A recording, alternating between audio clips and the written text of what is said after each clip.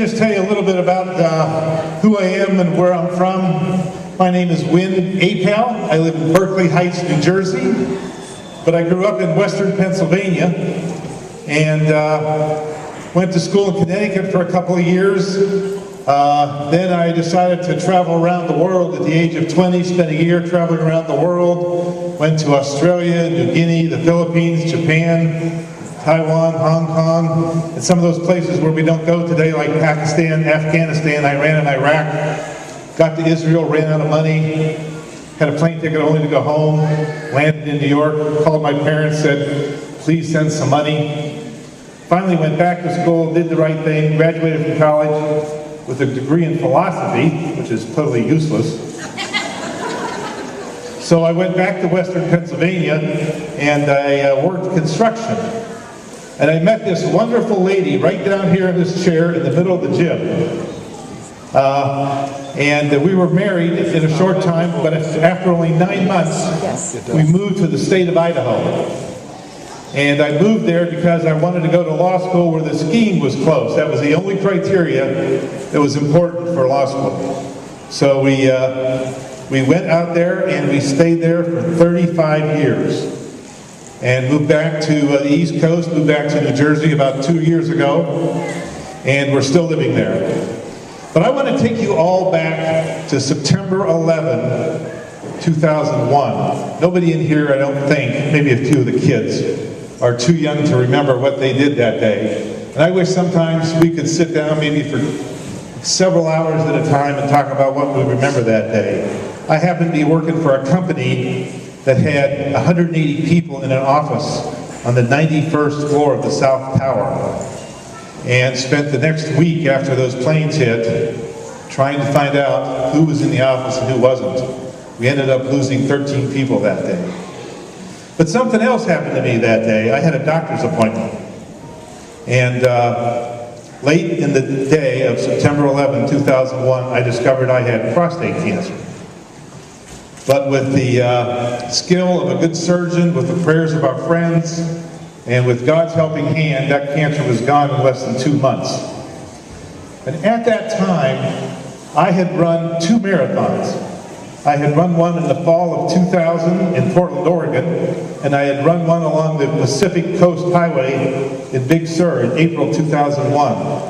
And I was scheduled to run the New York City Marathon in November of 2001. But the surgery was a little more important than running the New York Marathon. So I saved the New York Marathon for the next year. But what happened in late 01 and early 02 was I said to myself, like this gentleman up here, if I can survive prostate cancer, surely I can run more marathons. And I resolved to run a marathon in every state, and after a few years, change that into every continent as well. And I finished that in 2009. But before I go on, I would like a show of hands. How many people here have run at least a mile? Raise your hand. All right, keep your hand up if you've run at least 3 miles. Keep it up if you've run at least 4.97 miles. How many people have run at least 6.1 miles? That's a 10K. There's still some hands up, that's great. How many people have run at least 13.1 miles? Still got hands up. All right, we're going to double that. How many people have run at least 26.2 miles? Oh, a lot of hands have gone down. 1, 2, 3. Number over here. All right, last question. How many have run more than 26.2 miles? How many did you go, sir? How many? Very good. I would like everybody in this room someday to run a marathon. It's not hard. Really, it isn't. I've run 76, and look at me. Some of you may have heard of something called the run-walk method of running. Has anybody heard something about that? Yes. I have run all 76 of my marathons that way. And there are at least 4 advantages. 3 of them are because if you run for a while and walk for a while, you use different muscles. And if you use different muscles, different things happen. Number one, you become less fatigued and you recover faster when you're done. When I finished a marathon, I can go running 2 days later. Some people take weeks to recover, but if you run, walk, and you aren't running as fast as you can recover faster. Second thing is, you have fewer injuries. Some statistics show that runners on average have 25% of them get injured. But if you do the run-walk kind of running, 5%. And the other thing is, and it's hard to believe, but it's true, you will actually finish faster than if you just are running at that same fatiguing pace the whole time. Because you'll run faster between those walk breaks. Now how many minutes you run and how many minutes you walk really depends on how fit you are, how old you are, what you feel like, what the weather's like that day. Personally, what I did was I ran 5 minutes and then I walked a minute, and I needed that minute to walk. I needed to wipe the sweat off me, I needed to take a drink out of my water bottle, I had to eat some of my potato chips, or the goo or whatever. And to tell you how different it is, when I was running the Rock and Roll Marathon in Arizona, there were these two guys who kept passing me, and I would pass them, and they'd pass me, and I knew they were doing run-walk also. So at mile 24, I finally yelled over at them. I said, "What are you guys doing?" And they knew what I meant. They said 2 and 2, meaning they would run for 2 minutes and walk for 2 minutes. There I was doing 5 and 1, and we were at the same mile marker at the marathon. So you could really do a lot of different things with run walking. So I encourage everybody to maybe find a book on that. I want everybody who is in this room to run farther than you've ever run before sometime. And I'd really like to see all of you run a marathon. So as I mentioned, and as the speaker mentioned, or the introductory mark, I did finish all of my 50 states and 7 continents in 2009. The marathon I finished with was the Boston Marathon. I deliberately saved Massachusetts for last. It just sounded cool to run the Boston Marathon last, and I did. But if you look at me, and if you look at my times on my website, I would never qualify for the Boston Marathon. And as some of you, or probably a lot of you know, you're supposed to qualify for the Boston Marathon. It's the only marathon for which you do have to qualify. I'd have to run an hour faster than I usually do to qualify. So instead of qualifying, I decided I would run for a charity. And you just can't sign up for any charity and decide to run. You actually have to apply. You got to give them a good story. You got to give them fundraising activities you've had in the past. I mean, it was an application. So I applied to the Dana-Farber Cancer Institute, which is the hat I'm wearing. They're associated with Harvard University. And I asked 500 of my closest friends to donate money and raised $22,000 for the Dana-Farber Cancer Institute, just so I could run the Boston Marathon. So that was a great activity. I loved it. And then Lori and I went to Australia in July of 2009, and I ran my last continent there.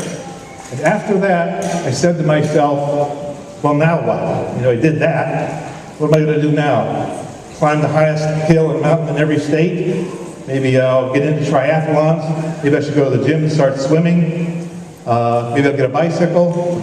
I just didn't know what God had in mind for me for the second decade of the 21st century. But on November 27th of last year, I found out.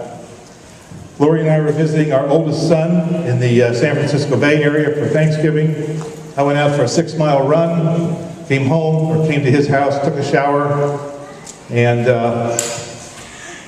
my left arm was tingling like I was asleep, and so were my fingers and my left leg. And my wife, who's a nurse, looked at me and saw that my jaw was drooping on the left side as well. So she recognized the medical emergency. She called 911. I got to ride an ambulance. That was fun. But they took me to a heart and stroke center. And after about 2 hours, I came back and said, well, the good news is you didn't have a stroke. The bad news is the CAT scan says you've got a mass in your brain, and you're going to have surgery in less than a week. So this was a Saturday. So they transferred me to a neuro-intensive care unit, different hospital, on Sunday. Lori and I had a flight back to New Jersey on Monday, so we took it. We packed our stuff on Tuesday. We drove from New Jersey to North Carolina on Wednesday. On Thursday, I had consults with the neurosurgeon, and on Friday, December 3, I had brain surgery. The reason we went to Winston-Salem, North Carolina, though, is because our middle son, the one who was not in California during the Thanksgiving vacation, is a orthopedic resident at Wake Forest University Medical Center, and we figured he should be able to pick out the best surgeons and the best oncologists better than we could by interviewing people in New Jersey or California or someplace like that.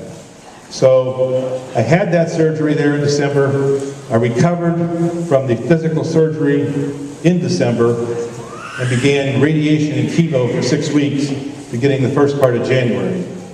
And the kind of cancer I have is called a glioblastoma multiforme, or GBM for short, a grade 4. It is a cancer for which there is no cure.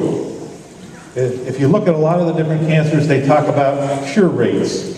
For example, if people remember Brian Piccolo years ago, died of a cancer when he was 26 years old, playing for the Chicago Bears. He had a cancer that was uncurable. Today, his kind of cancer, whatever it was called, is 85% curable.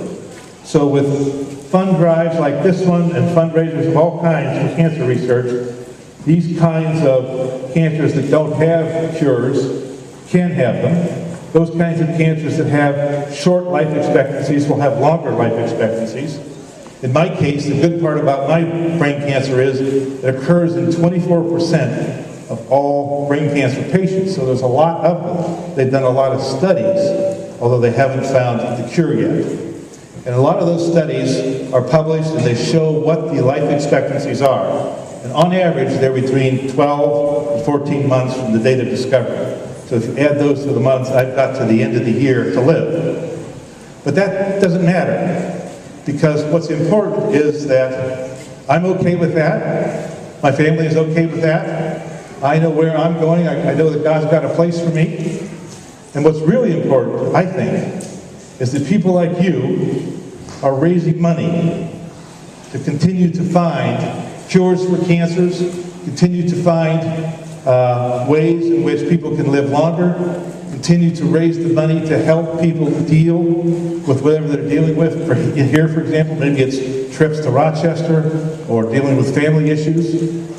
So I would encourage you all to continue to support, not just general donations, but certainly this particular event. I've been really thrilled by how large this event has grown every year in the last 33 years, talking to the people who have been dealing with that long, Diane and others. It's a great event, and I hope that you're all here next year, and that you bring 2 or 3 of your closest friends, and it is a bigger event even next year than it was this year. So thank you all for inviting me here, and I hope that you all are here again in the future. Thank you very much. Particular event. I've been really thrilled by how large this event has grown every year in the last 33 years, talking to the people who have been dealing with that long, Diane and others. It's a great event, and I hope that you're all here next year, and that you bring 2 or 3 of your closest friends, and it is a bigger event even next year than it was this year. So thank you all for inviting me here, and I hope that you all are here again in the future. Thank you very much.